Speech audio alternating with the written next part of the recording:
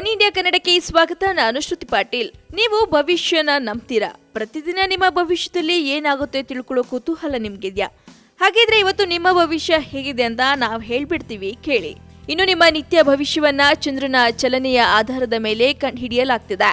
ಹೀಗಾಗಿ ಆಯಾ ರಾಶಿಯಿಂದ ಚಂದ್ರನೆಲ್ಲಿರ್ತಾನೋ ಆ ಮನೆಯ ಹಿನ್ನೆಲೆ ಮತ್ತು ಜೊತೆಗಿದ್ದ ಗ್ರಹದ ಫಲಾಫಲಗಳನ್ನ ನೋಡಿಯೇ ದಿನ ಭವಿಷ್ಯ ಬರೆಯಲಾಗುತ್ತದೆ. ಪ್ರತಿದಿನ ಒಂದೇ ತರ ಇದ್ರೆ ಜೀವನ ಬೇಸರವೆನಿಸುತ್ತೆ. ಆದ್ರಿಂದ ನಾಳೆ ಏನಾಗುತ್ತೋ ಎಂಬ ಆತಂಕ ಹಲವರಲ್ಲಿ ಕಾಡುತ್ತೆ. ಆ ಆತಂಕಕಾರಿ ಹೋಗಲಾಡಿಸಲೆಂದೇ ನಿತ್ಯ ಭವಿಷ್ಯ ಆರಂಭವಾಗಿದೆ.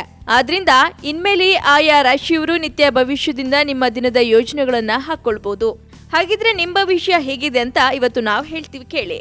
ಇನ್ನು ಮೇಷರಾಶಿಯವರಿಗೆ ಇವತ್ತು ದೇವತಾ ಕಾರ್ಯ ಮಾಡೋಕೆ ನಿಮ್ಮಲ್ಲಿ ಸಹಾಯ ಕೋರ್ತಾರಂತೆ. ಇನ್ನು ವೃಷಭ ರಾಶಿಯವರಿಗಂತೂ ಕೆಲಸಗಳು ಬೇಗ ಆಗುತ್ತಂತೆ, ಜೊತೆಗೆ ಮನಸ್ಸಿಗೆ ನೆಮ್ಮದಿ ಸಿಗುತ್ತಂತೆ. ಆದ್ರೆ ಮಿಥುನ ರಾಶಿಯವರಿಗೆ ಸಾಲಗಾರರ ಕಾಟ ಜಾಸ್ತಿ ಆಗುತ್ತೆ. ಇನ್ನು ಕರ್ಕಟ ರಾಶಿಯವರಿಗೆ ಆಲಸ್ಯ ಹೆಚ್ಚಾಗುವ ಸಾಧ್ಯತೆಗಳಿದೆ. ಈ 4 ರಾಶಿಗಳ ಬಗ್ಗೆ ತಿಳ್ಕೊಂಡ್ರಿ. ಇನ್ನು ಸಿಂಹ ರಾಶಿಯವರಂತೂ ಈ ಹಿಂದೆ ನೀವು ಸಹಾಯ ಮಾಡಿದ ವ್ಯಕ್ತಿಗಳಿಂದ ಮರಳಿ ನೀವು ಸಹಾಯ ಪಡೆದುಕೊಳ್ತೀರಂತೆ. ಇನ್ನು ಕನ್ಯಾ ರಾಶಿಯವರಂತೂ ಬಾಕಿ ಉಳಿದು ಹೋಗಿದ್ದ ಕೆಲಸಗಳನ್ನ ಪೂರ್ಣಗೊಳಿಸಬೇಕಾದ ಒತ್ತಡ ಬೀಳಬಹುದು.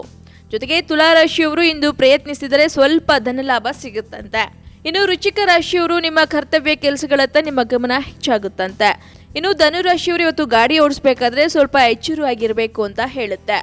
ಇನ್ನು ಮಕರ ರಾಶಿಯವ್ರಿಗಂತೂ ಮಾತು ಬೆಳ್ಳಿ ಮೌನ ಬಂಗಾರ ಆಗುವ ದಿನವಂತೆ. ಇನ್ನು ಕುಂಭ ರಾಶಿಯವರಂತೂ ಇವತ್ತು ಪ್ರಯಾಣದಲ್ಲಿ ಸುಸ್ತು, ಸ್ವಲ್ಪ ಆರೋಗ್ಯ ಸಮಸ್ಯೆ ಕಾಣಿಸ್ಕೊಳ್ಬಹುದು. ಇನ್ನು ಮೀನ ರಾಶಿಯವರಿಗೆ ಇವತ್ತು ಏನು ಕೆಲಸ ಇಲ್ಲ, ಯಾಕಂದ್ರೆ ಹಳೆ ದಿನಗಳನ್ನ ಮೆಲ್ಕು ಹಾಕುತ್ತಾ ಇಡೀ ದಿನ ಕಳೀತಾರಂತೆ.